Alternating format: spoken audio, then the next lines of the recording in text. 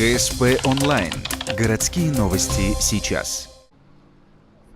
В четверг, 18 апреля, горожане смогли избавиться от опасного мусора, который нельзя выкидывать в обычный бак экологичным способом, а именно сдать их в передвижную республиканскую химико-радиологическую лабораторию. Машина сыктывкарских специалистов стояла на площади УДК в течение 3 часов. У нас на базе учреждения управления противопожарной службы и гражданской защиты есть лаборатория, которая занимается переработкой данных видов отходов.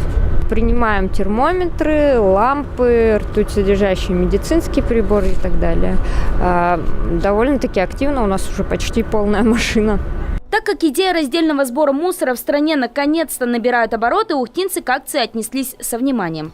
Только за час принесли в передвижную лабораторию порядка 2000 единиц ртуть-содержащих отходов. Это при том, что с одних рук специалисты могут принимать не более 15 таких предметов. Когда следующая такая акция, пока неизвестно. Как отметили представители лаборатории, они вернутся в Ухту, как только поступит заявка от администрации города. Далее они планируют отправиться в Вижемский район.